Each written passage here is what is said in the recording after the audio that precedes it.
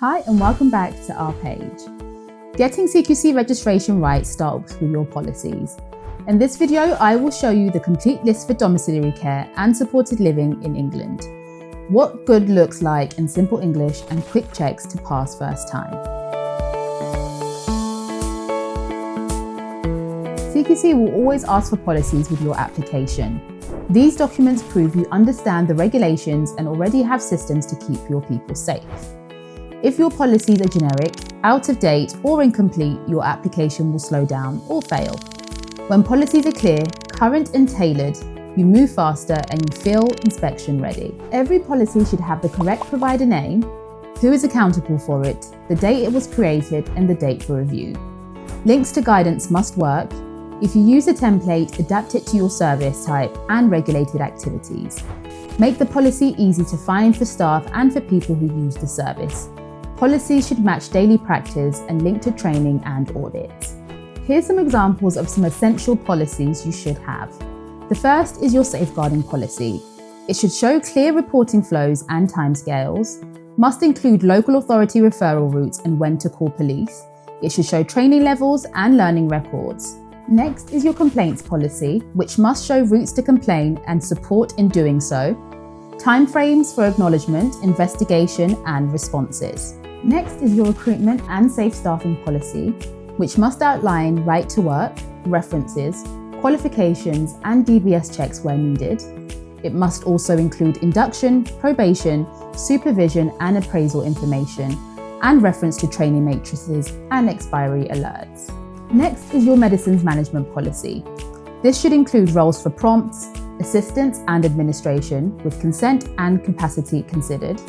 It should also include storage, records, error reporting and learning, audits and competency checks, and must also outline high-risk areas such as controlled drugs, covert administration and PRN. Next is your infection prevention and control policy, which should outline risk assessments, standard precautions, cleaning, PPE and hand hygiene.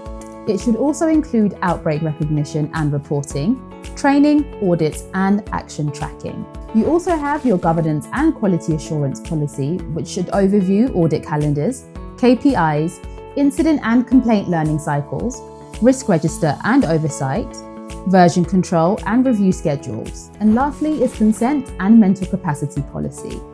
How and when consent is sought, recorded and reviewed, capacity assessments, best interest and involvement of family or advocates. Next, we have your equality, diversity and human rights policy, which should outline reasonable adjustments and accessible information, how you use feedback to improve equality, access and outcomes, training and supervision prompts for respectful practice.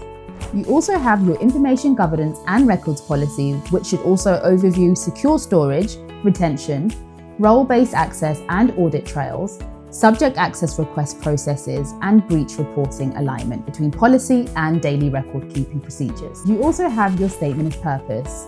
This should outline what you do, who you support, where you operate, and the regulated activities you carry on. Service user groups and locations must match your forms.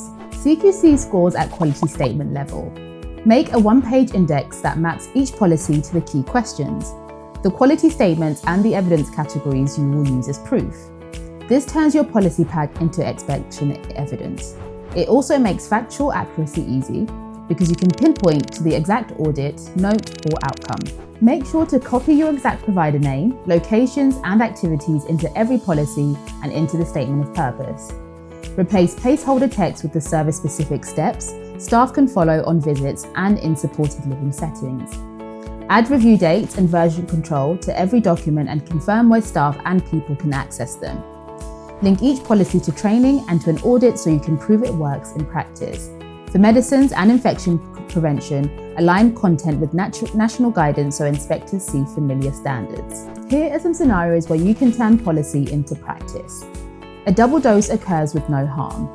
Your medicines policy triggers a root cause review within 48 hours, a competency check for the staff member, a MAR audit for the round, and a learning note shared at the next meeting. The log shows the action is complete. Scenario 2. A relative alleges financial abuse. Your safeguarding policies show same-day escalation to the manager, a referral to the local authority, police contact if a crime is suspected, immediate protection measures, and a learning review at the next governance meeting. And finally, a complaint arrives on Monday. Your complaints policy requires acknowledgement by Wednesday, a proportionate investigation plan, weekly updates, and a final outcome within 20 working days. The learning action is logged and closed on time. If you want a CQC registration policy pack that passes first time, we can help. We write inspection-ready policies that match the language inspectors use, include version control and review schedules, and come with a one-page map to quality statements and evidence categories. Book a planning call today and we will map your service, confirm your regulated activities, and deliver a tailored policy set that is ready to submit. Thank you for watching.